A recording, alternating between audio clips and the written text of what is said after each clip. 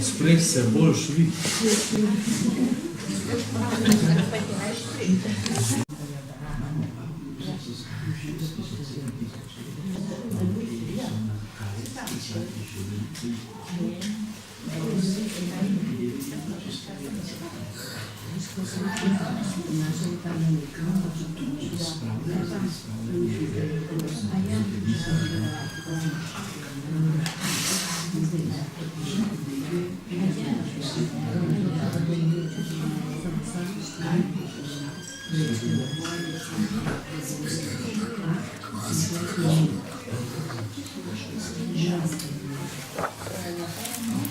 Pozdrav sem skupaj, dober večer.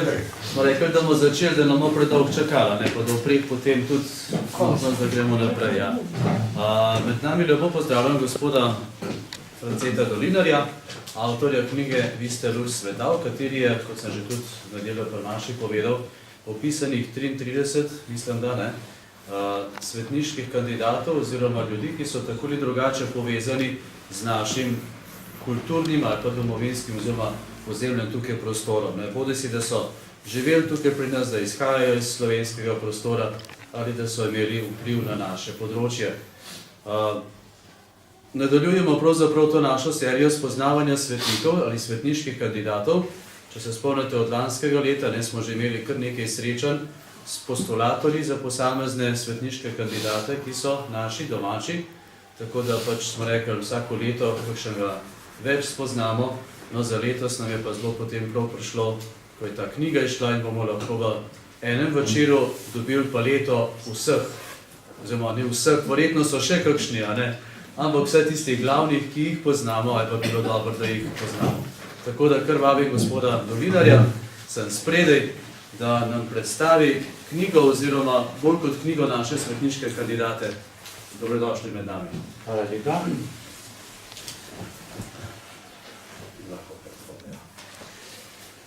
Hvala za vabilo, hvala za lepe spodbudne besede. Tudi z moje strani vsem skupaj lep pozdrav.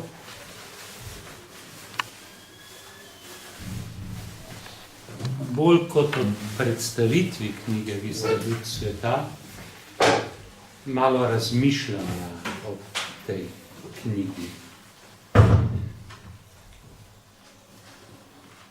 Kaj pravzaprav svetništvo je? Kaj so svetniki in kaj so sveti? Na praznik vseh svetih se spominjamo koga? Rankih. Ja, včasih slišim celo pri oznanilu, da je to praznik vseh svetnikov. Pa ni praznik vseh svetnikov, ampak vseh svetih. Sveti so vsi tisti, ki so umrli v Božji milosti in so vredni uživati večno Božjo bližino. Živijo iz te Božje bližine. Svetniki so pa tisti, ki jih je Cerkev uradno nam postavila za zgled in jih je razglasila za najprej za blažene in potem za svetnike. Iz te neizmerne množice svetih je izbrala nekatere, ki nam jih je postavila za zgled, da je tudi v našem času, da je tudi v naših okoliščinah, ali če hočete, da je tudi v naših političnih razmerah, v našem gospodarskem stanju možno uresničiti po Jezusovi besedi učitelju postave tisto največjo zapoved. Zapoved ljubezni do Boga in do bližnjega. Te vzornike imenujemo torej svetnike. Nekateri so svojo zvestobo Kristusu potrdili z darovanjem svojega življenja, te imenujemo mučenci. Drugi, imenujemo jih spoznavalci, pa so v uresničevanju Kristusove zapovedi ljubezni do Boga in do bližnjega izstopali v tolikšni meri, da je okolica v njihovem življenju, v njihovem delovanju prepoznala posebno Božje delovanje. Cerkev je pri premisleku, koga razglasiti za svetnika, izjemno previdna. Najprej od škofa, od pristojnega škofa, imenovane komisije, na škofijski ravni natančno proučijo celotna ustna in pisna pričevanja o človeku, ki so ga predlagali za blaženega oziroma za beatifikacijo. Vsa ustna in pisna pričevanja, tudi vso njegovo pisno dediščino. In če komisije pod prisego potrdijo kandidatovo herojsko stopnjo uresničevanja Kristusove zapovedi ljubezni do Boga in do bližnjega v njegovem vsakdanjem življenju, celotno zbrano dokumentacijo pošlje v Rim, pristojni kongregaciji za zadeve svetnikov. In če tudi podobne komisije v Rimu ugotovijo herojsko stopnjo predlaganega kandidata, smemo tega kandidata imenovati Božji služabnik. In s tem praktično odpadejo vse ovire, da bi nekoga razglasili za blaženega oziroma za svetnika. Manjka samo še pika na i. In ta pika na i je čudež. Pri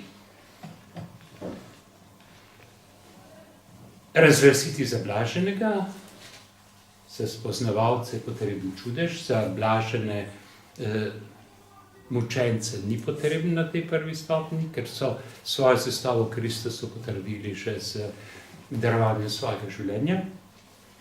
Za razglasitev za svetnika, se pravi na drugi stopni, pa je potreben nov čudež, s katerim potrdi tudi, če hočete, Bog svetost nekega človeka. Ob tej drobni razlagi se vam je morda porodilo vprašanje, koliko svetnikov slovenskega rodu pa že imamo. Kaj pravite? Koliko svetnikov slovenskega rodu imamo? Med 10 do 15. Odgovor nam pravzaprav ni v čast. Nobenega blaženega ni. Nobenega še imamo svetnika slovenskega rodu. Svetnikov namreč ne delajo v Rimu. Svetniki zorijo in dozorijo v okolju, v katerem so živeli in delali. Skupaj z njimi pa mora dozoreti tudi okolje, da svetost tega človeka prepozna in se Božjemu služabniku oziroma Božji služabnici tudi priporoča, da bi nas Bog na njegovo oziroma njeno priprošnjo uslišal v naših potrebah in če je takšna Božja volja, seveda, tudi storil čudež, s katerim bi potrdil svetost tega Božjega služabnika. Najprej za razglasitev za blaženega in potem še en čudež za razglasitev za svetnika. Dejstvo, da Slovenci še vedno nimamo svetnika iz naših vrst, naše krvi, pove marsikaj tudi o naši veri. O naši veri v Božjo neizmerno ljubezen. O našem trdnem zaupanju v Božje neizmerno usmiljenje in o naši vztrajni molitvi, ki jo je Jezus tako slikovito opisal v priliki, o ubogi vdovi in krivičnem sodniku.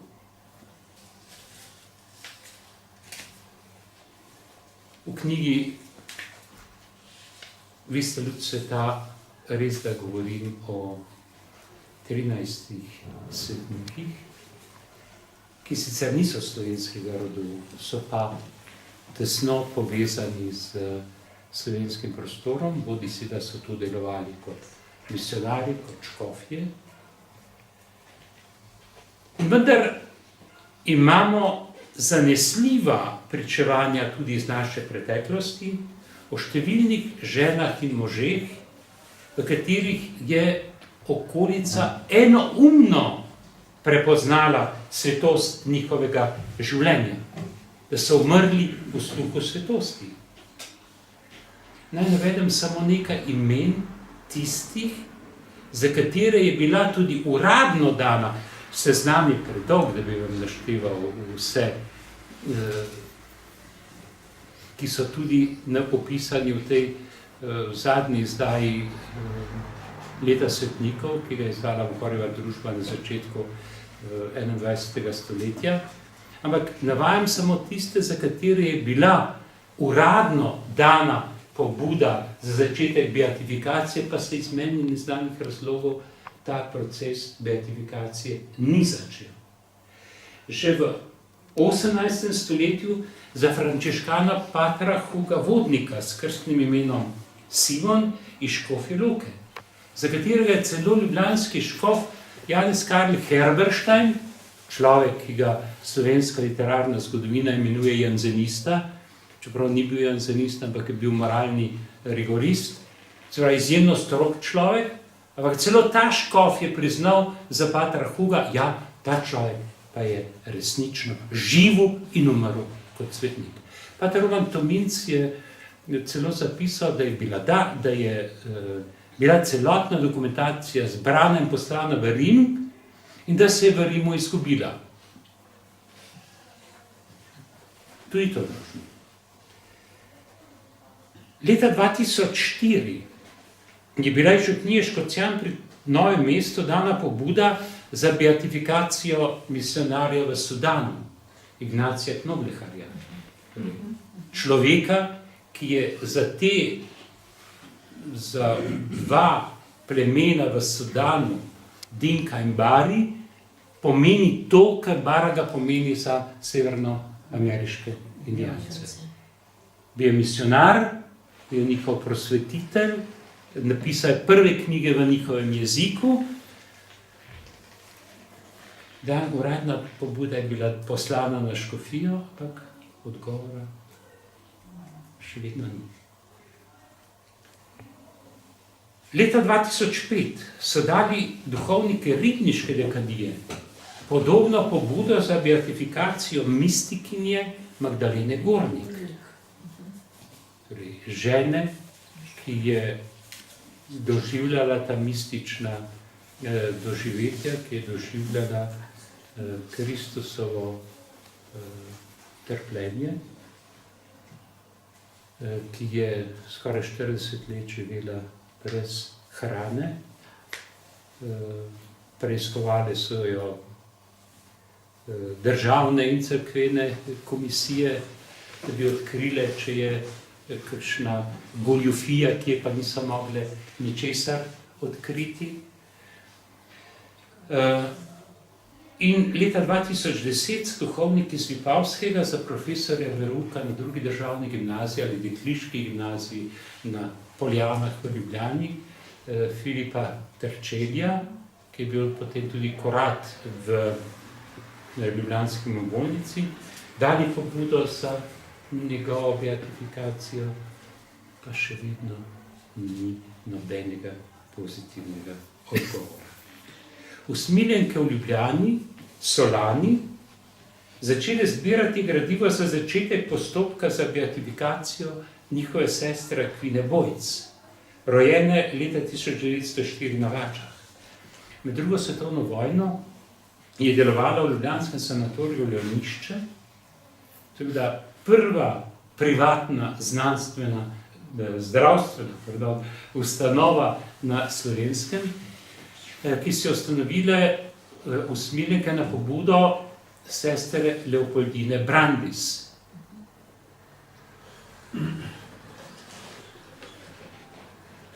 Danes je v tem zavodu ginekološka klinika v Šlajmerjevi ulici.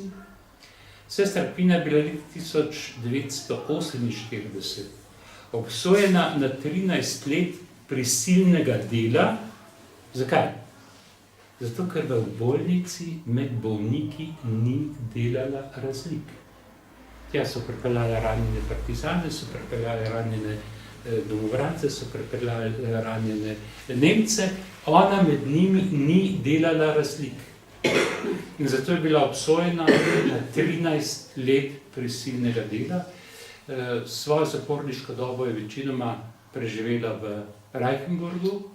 Leta 1951 so je pripeljali na smrt bolno v Ljubljano, kjer je potem po nekaj mesecih kot zapornica umrla.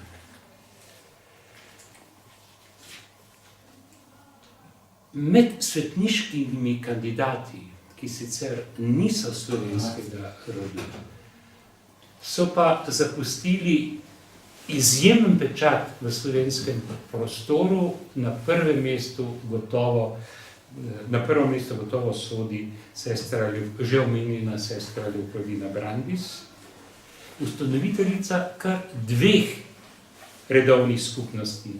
Hčera krščanske ljubezni, po domače jim pravimo usmiljenke, in družbe Marijinih sester čudodelne svetinje oziroma bolniških sester. Obe redovni skupnosti je sestra Leopoldina po rodu iz Gradca osebno pripeljala v Slovenijo, od Maribora do Kopra, bi lahko rekel. In je tudi velik del svojega življenja preživela v Sloveniji. Nekaj v Ljubljani, nekaj celo v Begunjah. Na pobudo slovenskih Marijinih sester čudodelne svetinje se je 16. septembra leta 2016 v avstrijskem Gradcu začel uradni škofijski postopek za njeno beatifikacijo. Njo posebej poudarjam, zaradi tega, ker je Slovenijo pravzaprav prepredla z zdravstvenimi ustanovami in zato, ker so prav slovenske Marijine sestre tiste, ki si najbolj prizadevajo za njeno beatifikacijo. Že začeti procesi za beatifikacijo pa dajo procesi naših rojakov, pa dajo slutiti, da smo se tudi Slovenci začeli zavedati, da potrebujemo vzornike iz naših vrst. Vzornike, ki so s svojim življenjem in delom dokazali, da je v vsakem času, v vseh okoliščinah, tudi danes, možno uresničiti Jezusovo zapoved ljubezni do Boga in do bližnjega in si prizadevati za tisti ideal, ki nam ga je Jezus začrtal z besedami: bodite sveti, kakor sem jaz svet. Te Jezusove besede nam je posredoval apostol Peter v svojem prvem pismu.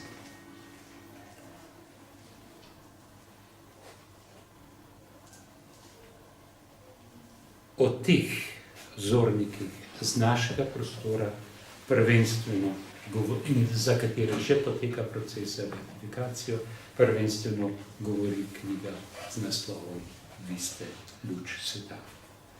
7 med njimi jih je razglasitvijo za blažene že doseglo prvo stopnjo beatifikacije. Kot spoznavalca je bil leta 1999 razglašen priljubljeni mariborski škof, pesnik, pisatelj, vzgojitelj, narodni buditelj Anton Martin Slomšek. Za njegovo beatifikacijo se je potrudil celo papež sam, Janez Pavel II, in je prišel kot rečeno, leta 1999 v Maribor, kjer ga je osebno razglasil za blaženega. Za mučence so bili razglašeni leta 2008 v Trstu duhovnik tržaške škofije Frančišek Janez Bonifacio, rodom iz Trsta, rojen v Trstu. Njegov oče je bil sicer italijanskega rodu, ampak družina je že dolgo živela v Piranu, njegova mati pa je bila iz Stranka. V učeniške smrti je umrl v Novigrad oziroma v Krasnici v hrvaški Istri. Ta del je nekoč spadal v tržaško škofijo. V učeniške smrti je umrl 11. septembra leta 1946, ko se je iz bližnjega Gržinjana, kjer je bil pri spovedi, vračal v svojo domačo župnijo. Grozljivost njegove smrti, o grozljivosti njegove smrti govori tudi dejstvo, da priče, oziroma storilci, eden od njih še vedno živi v Pordenonu v Italiji, star 90 let, niso do danes želeli povedati, kje je pokopan. Leta 2010 je bil na Evharističnem kongresu v Celju za mučence razglašen gimnazijec, tenkočuten lirični pesnik in predan član katoliške akcije Lojze Grozde iz župnije Tržišča na Dolenjskem, ki je daroval svoje mlado življenje na novega leta dan leta 1943 pri Mirni na Dolenjskem. Ter leta 1913 5 redovnic hčera Božje ljubezni, med njimi sestra Marija Krzina Bojanc iz župnije Šmarjeta in sestra Marija Antonija Fabjan iz župnije Hinje. Obe sta v Sarajevu in v Palah nad Sarajevom opravljali najnižja dela v njihovi družbi. Njune sosestre pa so postale pozorne na njuno tiho izžarevanje Božje bližine. V teh pričevanjih o njunem življenju vse sestre brez izjeme poudarjajo, kako so bile nenehno povezane z Bogom.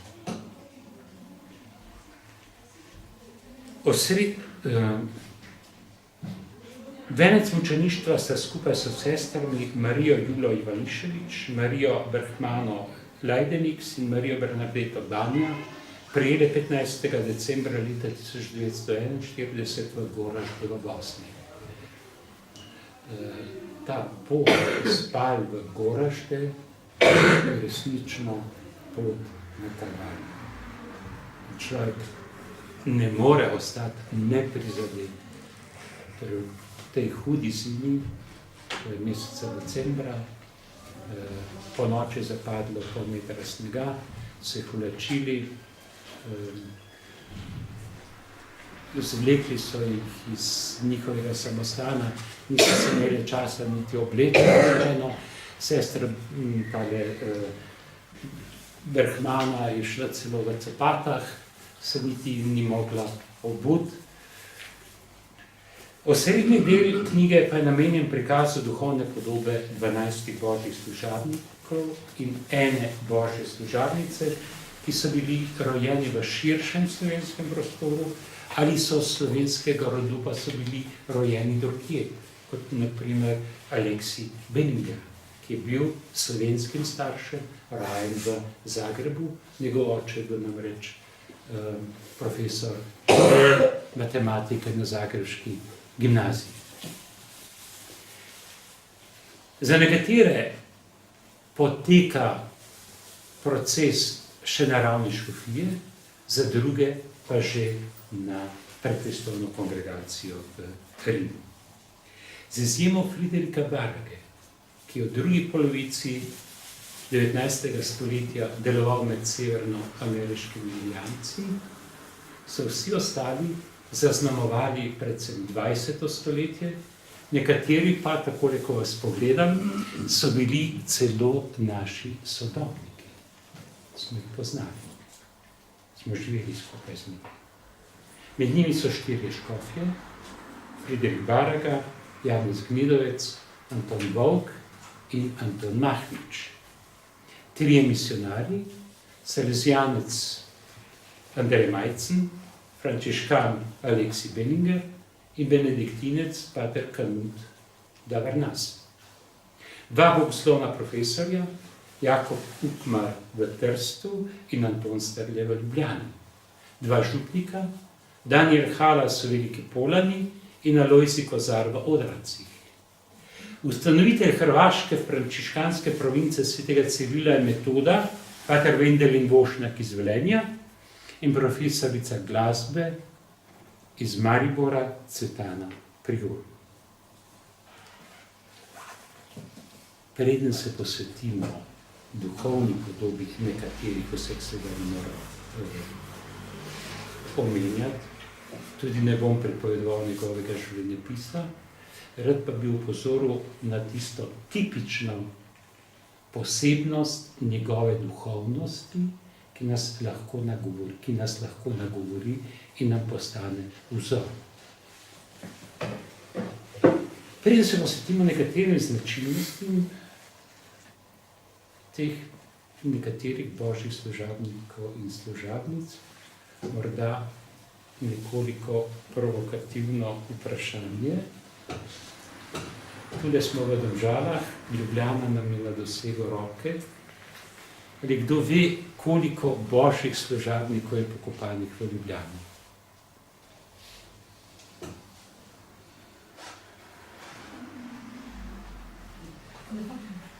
Kako? 4. 3 na ljubljanskih Žalah, ljubljanski škof Anton Volk, misionar Andrej Majcen in profesor Anton Strle. Torej, Volk je pokopan tam, ker je tisti veličastni spomenik na duhovniških grobovih, spodaj v kripti sta pokopana Volk in Jeglič. Potem na desni strani tega spomenika so grobovi salezijancev in na robu je pokopan Andrej Majcen, lepo napisano, božji služabnik.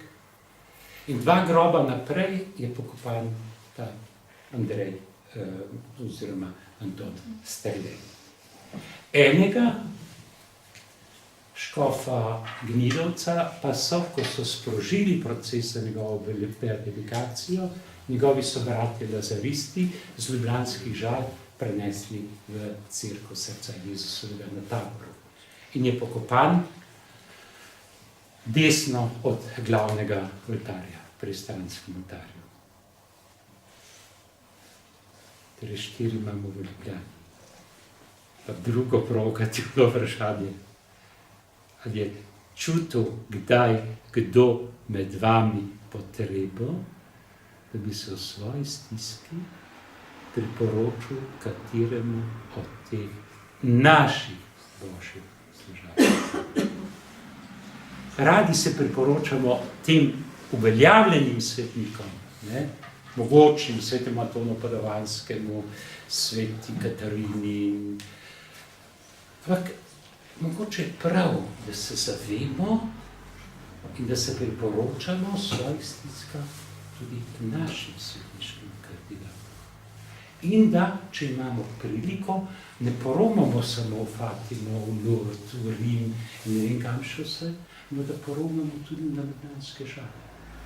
Na enega od grobov teh naših božjih služabnikov. Anton Volk. Bom se spomnil teh, ki sem jih omenil najprej, da počivajo na ljubljanskih Žalah. Anton Volk se je v spomin slovenskih vernikov zapisal zaradi svoje mogočne pojave, zaradi svoje mogočne besede, s katero je nagovarjal vernike v svojih pridigah. Vsi dosedanji zapisi poudarjajo pri Volku predvsem njegovo neustrašeno pričevanje za resničnost evangelija. Po drugi svetovni vojni v tistih razmerah je bil resnično skal, na katerega se je dalo nasloniti. Se mu je dalo zaupati. Izpostavljajo grozljiv atentat v Novem mestu, ko so ga polili z bencinom in zažgali. Vse to je prav. Ampak včasih morda nekoliko premalo poudarjamo bistvo njegove duhovnosti. In ta je, da je bil Volk predvsem človek globoke in trdne vere. Njegova popolna predanost Bogu je dosegla vrhunec v njegovem istovetenju z evharističnim Kristusom. Istovetenju s Kristusovim presvetim srcem, do katerega si utiral pot preko Marinega brezmadežnega srca. Z besedo in zgledom svojega življenja se je Volk neumorno prizadeval, da bi svoje vernike kolikor mogoče neločljivo povezal z Evharistijo kot neuničljivim in neusahljivim virom Božjega usmiljenja, Božje dobrote in Božje ljubezni. In še na eno dimenzijo Volkove duhovnosti bi rad opozoril. Volk je bil izjemno vedra osebnost. Kjerkoli se je pojavil, je prinesel veselje in smeh. Volkova vedrina je bila zasidrana v zavesti, da smo odrešeni. Velikonočna skrivnost nas napolnjuje z nepopisno radostjo in veseljem. Skrivnost Kristusovega vstajenja je skrivnost nedoumljive Božje ljubezni, ki prežema ali mora prežiti vse naše življenje. Primarno poslanstvo kristjana je po Volkovem zgledu to, da to nedoumljivo in neizmerno Božjo ljubezen z veselim srcem izžarevamo v tistem okolju, v katerem živimo in delamo. Nedaleč od Volkovega groba, kot rečeno, počiva Božji služabnik Andrej Majcen. Sonček. Tudi izjemno vedra narava. Kot misionar na Kitajskem in v Vietnamu se je dosledno ravnal po načelu biti Kitajec s Kitajci in Vietnamec z Vietnamci. Ko je prišel na Kitajsko, je bil dodeljen francoskemu misijonu. In ko so francoski misionarji ugotovili, da ne zna francosko, so zgroženi. Ja, kako boste pa vi oznanjali evangelij Kitajcem? Andrej Majcen preprosto je rekel, ja, kitajsko. Ste še v začetku 20. stoletja, v prvi polovici 20. stoletja, je tudi v cerkvi vladala ta mentaliteta, s katero bil soočen Baraga v 19. stoletju med Indijanci. Barag je bil edini misionar, ki se je v tistem času naučil kar 2 indijanskih jezikov. In Francozom se je zdelo logično, da pač oni govorijo francosko in imajo prevajalca, ki je potem ljudem razlagal tisto, kar so oni pripovedovali v francoščini.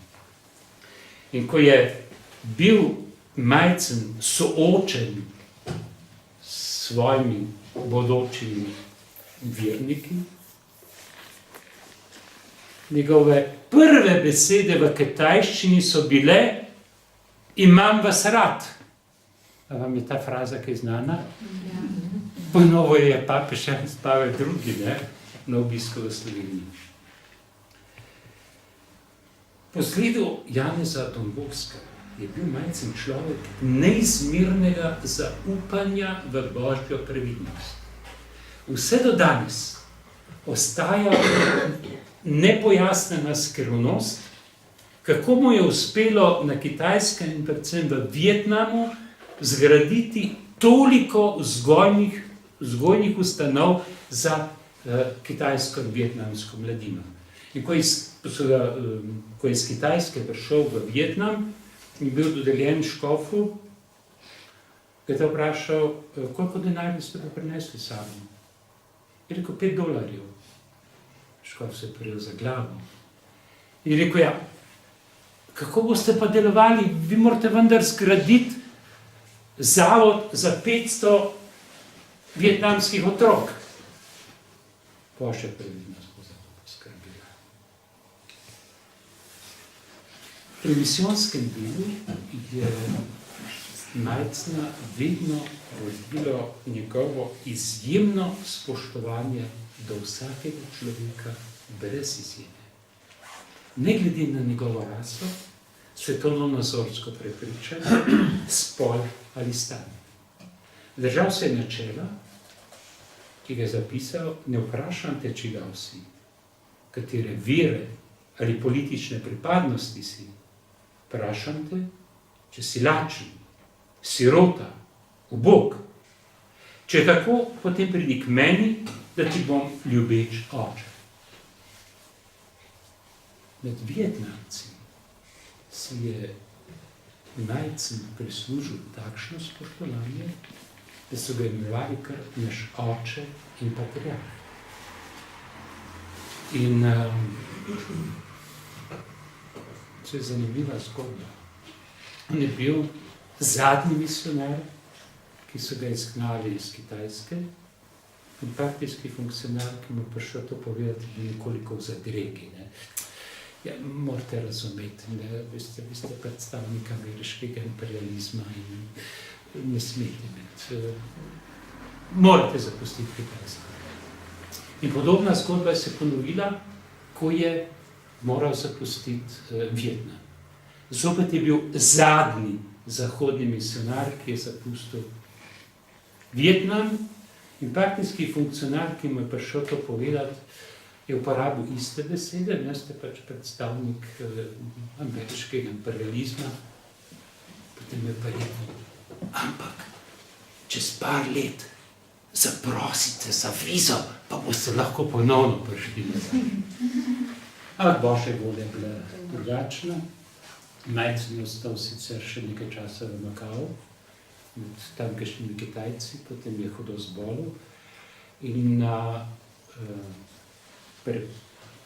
zahtevo pravzaprav slovenskega zdravnika Janeža, ki je tudi eden možnih kandidatov za beatifikacijo, je odšel na zdravljenje v Ljubljano in je pač moral tu iz zdravstvenih razlogov ostati, kjer je potem leta 1999 na rakom tako umrl.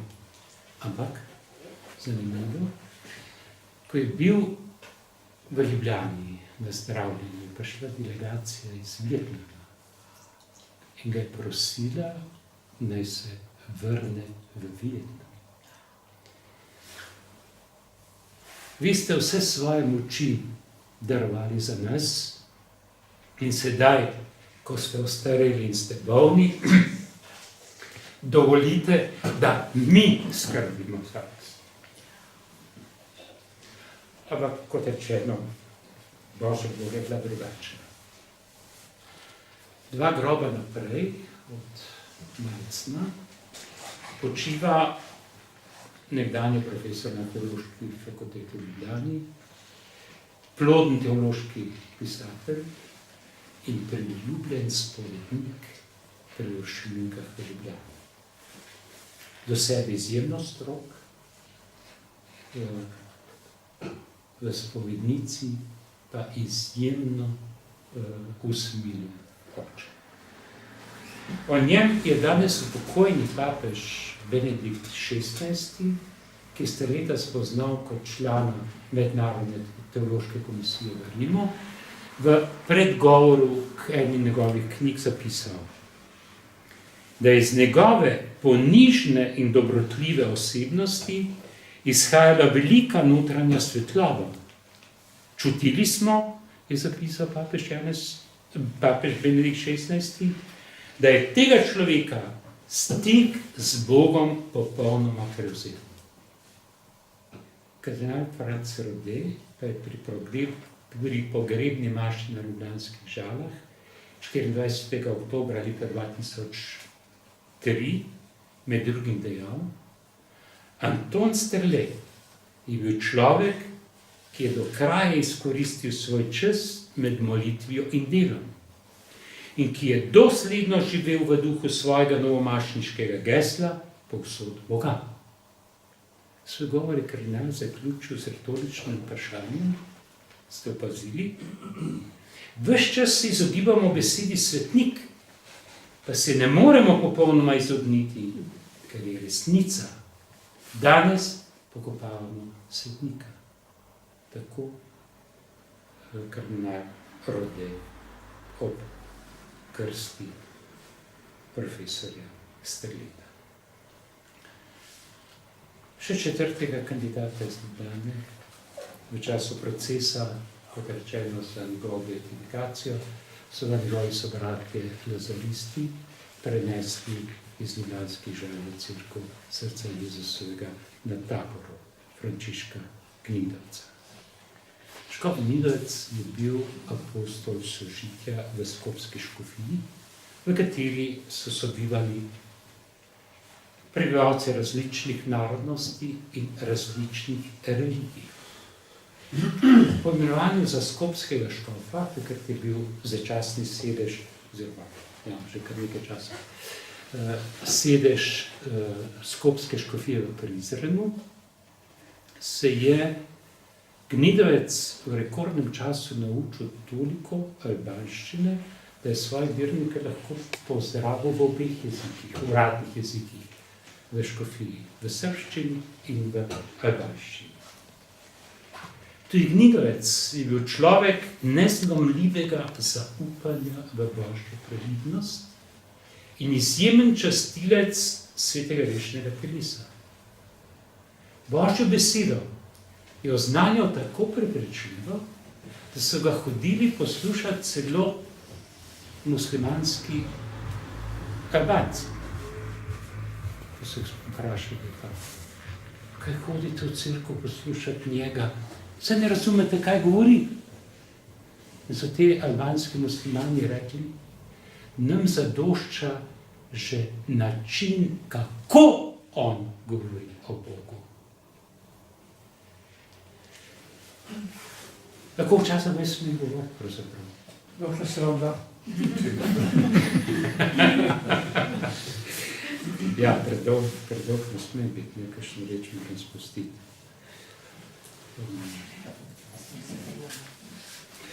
No, vsekakor moram omeniti tržaškega bogoslovnega profesorja Jakoba Ukmarja, ki je bil apostol sožitja med Slovenci in Italijani v tržaški škofiji. To je človek, ki je po čudežu preživel atentat v Lanišču v Istri, kamor je šel deliti Birmo na mesto tržaško-koprskega škofa Donija Santina, ki so mu oblasti jugoslovanske takrat že prepovedali vstop na jugoslovansko ozemlje. Po Birmi je prišlo do atentata in so kaplana Mirka Bulišiča ubili. On je že razglašen kot mučenec Blaženega. Ukmarja so pustili misleč, da je mrtev. In je ta atentat preživel. In ko so ugotovili, seveda, da je atentat preživel, je seveda oblast razširila novico, da je Ukmar sam sprovociral ta atentat nanj. Škof Santin je tej provokaciji nasedel in je Ukmarja razrešil čisto vseh služb v škofiji. In razglasil Ukmarja za neuravnovešeno osebnost. Duhovniki so morali ta razglas prebrati iz prižnice po cerkvah celotne tržaške škofije. Zadeva je pojasnil v Rimu nekoč od fašistov odstavljeni škof Luigi Fogar, ki je Ukmarja zelo dobro poznal, bil je njegov zaupnik, bil je njegov svetovalec, medtem ko je Ukmar molčal. Edino službo uradno, ki jo je ohranil, je bila, da je ostal sodnik na prizivnem sodišču v Benetkah na izrecno zahtevo tamkajšnjega kardinala Roncalija, kasnejšega papeža Janeza 23. Roncalij je Ukmarja osebno zelo dobro poznal, izjemno cenil in sta tudi zelo dobro sodelovala. Šele ob 70-letnici duhovništva in 93-letnici življenja leta 1971 je tržaški škof, ki mu je pozneje sicer vračal posamezne službe, bil je tudi profesor v bogoslovnem semenišču, ampak šele leta 1971 je škof zbral korajžo, da se je Ukmarju tudi javno opravičil.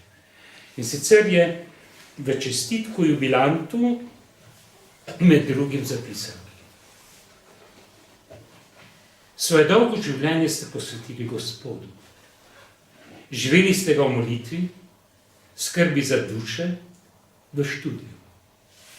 Kot iskan spovednik, učen in prodoren pridigar, poslušan učitelj, plodovit pisec, dragocen svetovalec, ste vsem delili bogastvo trdnega in globokega znanja, ki ste ga črpali iz neutrudnega študija svete besede.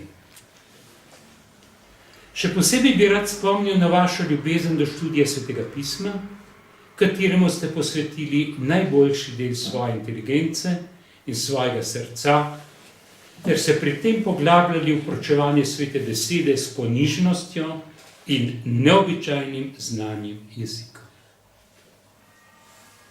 Svojo duhovno poroko nam je Jakob Ukmar zapustil v knjigi Nauk o poslednjih rečeh, ki je izjemen in dragocen izraz njegovega neizmernega zaupanja v nedoumljivo Božje usmerjenje. To je sicer poglobljena teološka knjiga, ampak knjiga, ki govori o neizmernem Božjem usmerjenju. V Sloveniji je bilo med nasprotniki cerkve čutiti kar nekaj zmrdovanja, ko se je krška škofija odločila sprožiti proces za beatifikacijo škofa Antona Mahniča. Mahniču del slovenske javnosti in literatne zgodovine očita, da je bil prenapet, da je obsodil Gregorčiča in Stritarja, da je hotel pokatoličaniti Slovenijo, kot se je zarazila Spomenka Hrida.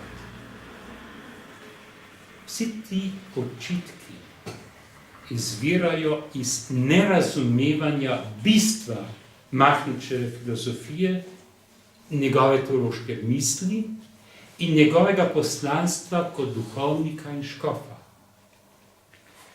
Mahnič je bil vse življenje, prvenstveno, vedno in povsod duhovnik. V tej perspektivi se je vedno držal načela, da mora biti katoličan v svojem življenju dosleden, da je katoličan ne samo za zidovi svoje hiše ali svojega stanovanja, ne samo v cerkvi. Katoličan se svoje vere ne sme sramovati v javnosti in jo mora nenehno potrjevati v doslednem spoštovanju božjih in cerkvenih zapovedi ali z drugo besedo v uresničevanju te temeljne zapovedi ljubezni do Boga in do bližnjega. Kot krški škof je Mahnič te svoje ideale, ja, on je bil prvenstveno razumen. Ampak ko je postal škof, je to svojo razumsko logiko nadgradil s pastoralno, kulturno in socialno dimenzijo in se na vseh področjih zavzel za svoje zapostavljene vernike, najprej v avstro-ogrski monarhiji in po okupaciji krške škofije, seveda pred italijansko vojaško oblastjo. Zanimivo, da je prav zaradi svojega zavzemanja za pravice večinskih hrvaških vernikov v krški škofiji bil Mahnič trn v peti tako avstrijske oblasti na Dunaju, kot kasneje italijanske oblasti v Rimu.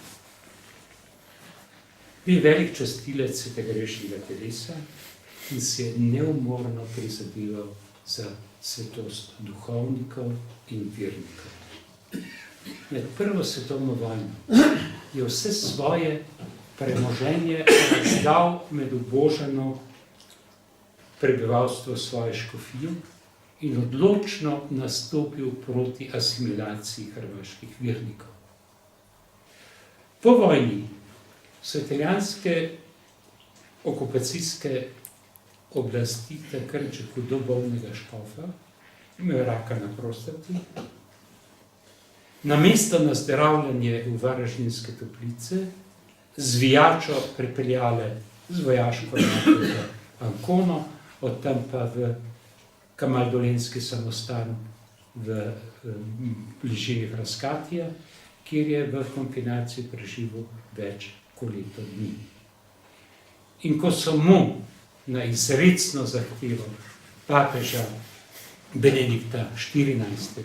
Dovolili, da se je smel vrniti v svojo škofijo, je bil že na smrt. Takrat so mu dovolili, da je smel iti v Zagreb na zdravljenje, vendar mu je za Varaždinske Toplice zmanjkalo denarja in se hotel vrniti v svojo škofijo, vendar so ga moči izdale. Zagrebški nadškof Bauer ga je povabil k sebi v svoj škofijski dvorec, kjer je potem tudi umrl.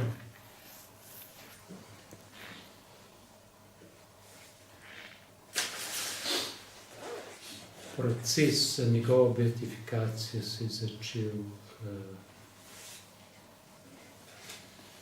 mislim, da leta 2004, in takrat so pokopali so ga najprej seveda na pokopališču Mirogoj v Zagrebu.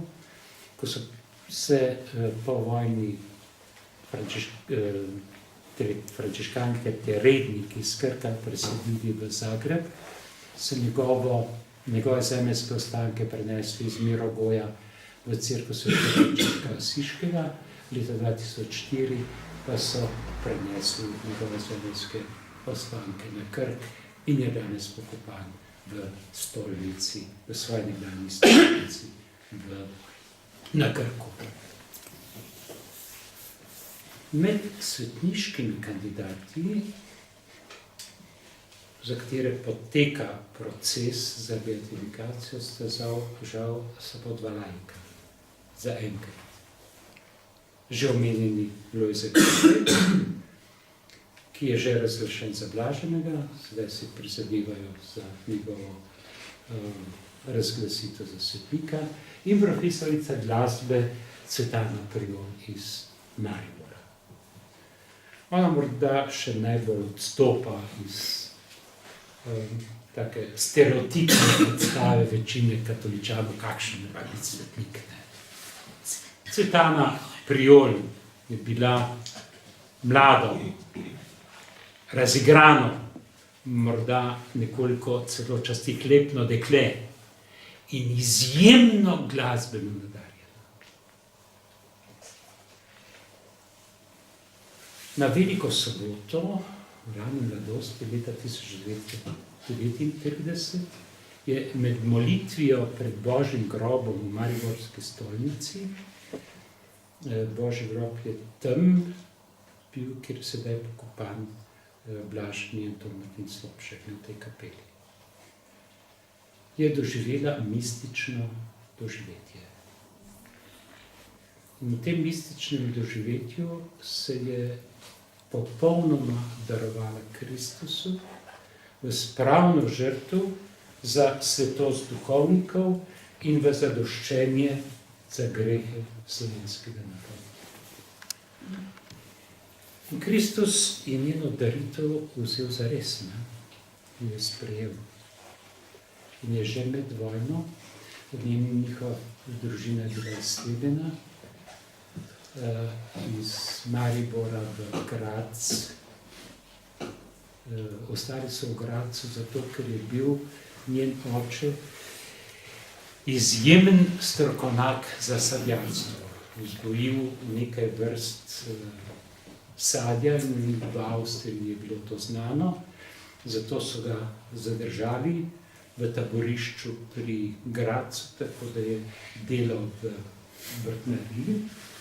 No, Cvetana pa je v Gradcu zbolela za kostno jetiko. In njena mistična doživetja so se od takrat naprej prepletala, razorela za svetništvo v strahotnih bolečinah zaradi krstne jetike. 2-krat je bila po 6 mesecev v celem telesu zavita v mavec, preklenjena na bolniško posteljo. Njena mistična doživetja, kot rečeno, so se pa prepletala z obdobji duhovne suhote in občutkom popolne zapuščenosti. Doživljala je podobna stanja, kot lahko bi primerjali s Terezijo od Edka Jezusa. Tako da je večkrat skliknila z Jezusom na križu: moj Bog, zakaj si me zapustil?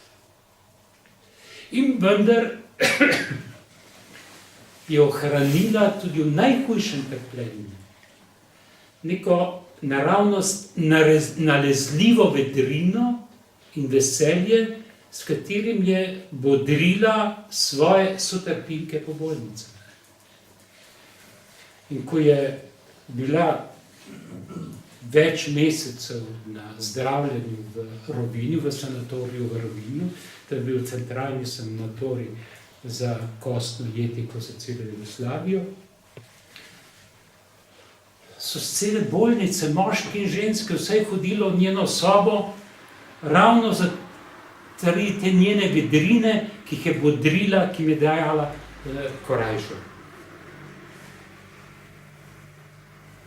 So globino njene duše zaslutimo v njenem duhovnem dnevniku, ki ga je pisala na zahtevo svojega spodnika. Vsem v knjigi opisanim Božjim služabnikom pa je kljub različnosti njihovega življenja in njihovega poslanstva skupno to, kar je izrazila Cvetana Priol s besedami zdravnikov, ki je v sanatoriju v Ravinju prepovedal obisk duhovnika. V Rovinju je bila absolutna prepoved, da bi smel duhovnik stopiti v bolnico. In se ta naprijol je prostodušno rekla predstojniku sanatorija: Kristus navzoč v najsvetejšem zakramentu je življenje mojega življenja. Brez njega bo vse vaše delo zdravljenja zaman. No in na njeno insistiranje je potem predstojnik sanatorija sicer dovolil najprej enkrat na mesec obisk duhovnika v njeni sobi, ampak sobna zdravnica je temu nasprotovala. In ker obiska duhovnika ne mogla več preprečiti, je takrat, ko so ji sporočili, da je prišel duhovnik v bolnico, zbobnala ljudi iz vseh različnih sob, ki niso bili verni, so prišli v to sobo, se tam norčevali, se glasno pogovarjali, smejali, zato da bi ovirali duhovnika, ki je spovedal in obhajal njo, in še tiste ženske, ki jih je ona že pridobila. Ona je v bolnici ustanovila posebno molitveno skupino za svetost duhovnikov, poučevala je nemščino prostovoljno tiste, ki so se hoteli učiti. In sedanji prior in tem svetniškim kandidatom je bila skupna, to se pravi, ta tesna povezanost s Kristusom pod podobama kruha in vina, nežna, otroško dana pobožnost za njegove matere Marije, ter nesebično in nepresiljeno razdajanje svojemu bližnjemu. Vidim, da je že skoraj predolgo, da je že predolgo govorim, nas predaleč vodilo, če bi vam še vsaj nekaj zgledal, želel povedati iz te knjige. Ampak naj končam, naj se ob koncu še enkrat vrnem k uvodni misli, da svetnikov ne delajo v Rimu. Pobuda za beatifikacijo mora, kot rečeno, priti s terena. Na pristojni kongregaciji za zadeve svetnikov v Rimu zelo natančno proučijo poslano dokumentacijo škofijskega procesa. Če potrebno, zahtevajo tudi dopolnilo. In ko je celotna dokumentacija gotova, potem delajo kaj? Čakajo. Čakajo, v Rimu se ne dogaja nič več. Ko oni dokumentacijo pregledajo, čakajo. Čakajo na sadove naše trdne vere, našega neomajnega zaupanja in naše nepopustljive vztrajnosti v molitvi. Da Bog po zgledu vdove in krivičnega sodnika v Lukovem evangeliju na priprošnjo Božjega služabnika ali Božje služabnice, ki se jima priporočamo, usliši našo gorečo, vztrajno in zaupno molitev, ter svetost predlaganega Božjega služabnika ali služabnice, če je taka Božja volja seveda, potrdi tudi s čudežem. Bog ni avtomat, ker dam evro not, pritisnem na gumb in preleti kavo. On preizkuša našo vero, naše zaupanje in našo vztrajnost. Seveda vsak proces nekaj stane. Ne? Zato mi je na nek način tudi razumljivo, da vseh pobud škofje pa redovni predstojniki tudi ne morejo naenkrat sprijeti in voditi. Ne? Plačati je potrebno prevod celotne zbrane dokumentacije v enega od jezikov, ki jih razumejo na kongregaciji v Rimu. Zdaj vi predstavljate profesorja Sterleta. Ne? Njegove knjige nismo merili v straneh, ampak v metrih. In to je vse treba prevesti. On je pisal večino v slovenščini, to je treba prevesti v enega od jezikov. Te navadno prevajajo kar v italijanščino, ker gre najhitreje. Plačati je potrebno tako imenovano pozicijo historika, torej temeljne zgodovinske študije, na podlagi kritične presoje celotne zbrane dokumentacije, ki je odločilna potem o upravičenosti ali neupravičenosti prošnje za verifikacijo. Plačati je potrebno delo različnih komisij, ki celotno dokumentacijo zberijo, natančno proučijo, ter podajo o njej strokovno mnenje. Pomembno vlogo v tem procesu ima postulator, človek, ki skrbi, da vsi postopki tečejo, potekajo ali kar se da hitro, natančno in brez zavlačevanja. Vse to delo seveda zahteva svoj čas. Jasno. Vendar, če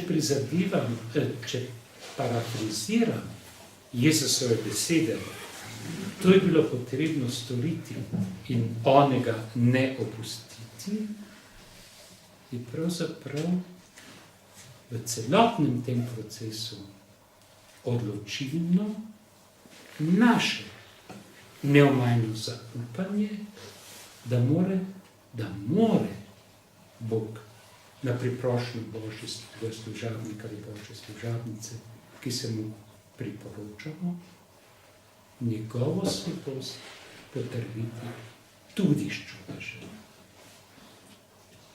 In tako smo zopet na začetku.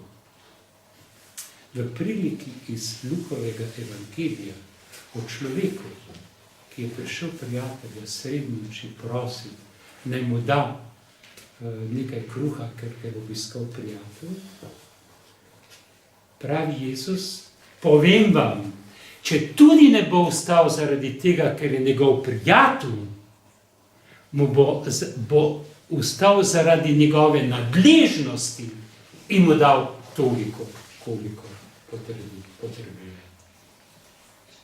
Ampak je jasno. Jezus pravi, bodite mi nadležni, prosite in se vam bo dalo. Trkajte in se vam bo odprlo. Najpomembnejša vloga v tem procesu za beatifikacijo torej pripada nam. Naši vztrajnosti, ali če hočete, naši nadležnosti, da se z neomajnim zaupanjem, trdno vero in vztrajno molitvijo priporočamo Božjim služabnikom in Božjim služabnicam za pomoč v naših stiskah in potrebah. Ali povedano z drugimi besedami, vse delo škofijskih in rimskih komisij ne bo rodilo sadov, če ne bomo izprosili čudeža, s katerim bo Bog potrdil svetost določenega Božjega služabnika ali Božje služabnice. Med zbrano dokumentacijo na kongregaciji za zadeve svetnikov so cele police zadev. Ko so procese poslali v Rim, ko je bila dokumentacija tudi vzorno urejena,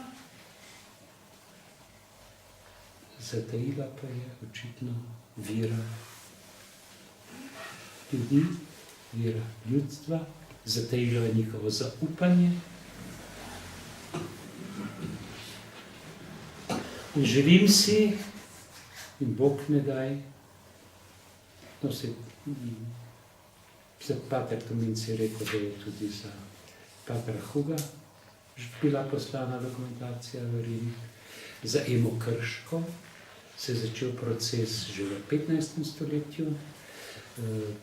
Eden od članov komisije, ki so takrat zbrali dokumentacijo in poslali v Rim, je bil tudi prvi ljubljanski škof Sigismund Lamberg. Dobro, potem so bile takrat tudi zgodovinske okoliščine nenaklonjene.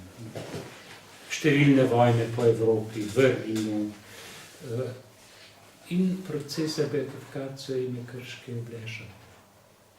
In so ga obnovili šele v 20. stoletju in je bila razglašena za svetnico šele leta 1939.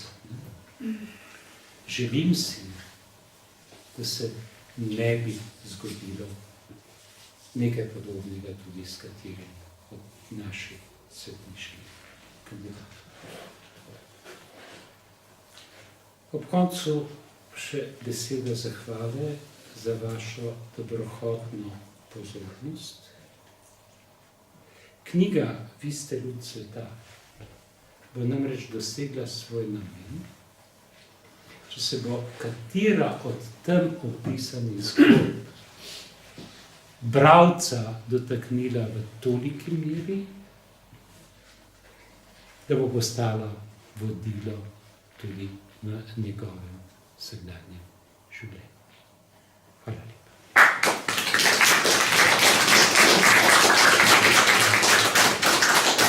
Dovolite, da rečem dve besede, ne v zahvalo, ker mislim, da vsi so hvaležni vam za tale vaš čas, ampak ta razlaga o teh božjih služabnikih pokopanih na Žalah se me je resnično dotaknila in ravno kolegu Gregorju sem rekel, to je pa za nas izziv, da bi dejansko enkrat v tem poletju ali pa v letošnjem letu peš poromali na Žale in bi vas v tem momentu zaprosil, vkolikor bi bil pripravljen, da se srečamo in bi to razlago in te stvari malo bolj obudili in rešili, da dejansko bo to bilo tisto našo romanje, res tisto, ki pač nam pomaga za naše nadaljnje duhovno življenje. Prosim. Z veseljem, če pa Ne, bo, vem, da ljudje bodo z veseljem šli, samo se pravi, čas pa je, da tudi nekoga imamo, ki bomo prišli kjer z nekim namenom, da bomo nam odprl svoje srce in obrazložil, kot ste vi nam današnji večer. Ja, jaz se vam tudi v imenu vseh prisotnih, na svojem imenu, iskreno zahvalim za to, da vašo lepo res in globoko skrbitev teh osebnosti, za katere verjamemo, da so Bogu sveti, že sveti. In upamo, da tudi tale vaš prispevek, da nas bo spodbudil, da bomo globili vero v to in se priporočali, predvsem priporočali, kot ste rekel, da bodo vsi te preko slej, ne vemo kdaj, sveti tudi pred našo vesolno cerkvijo in dosegli čas oltarja. Da se iskreno zahvaljujem. Hvala lepa. Toliko za spomin na našo župnijo. Hvala. Ja. Z veseljem.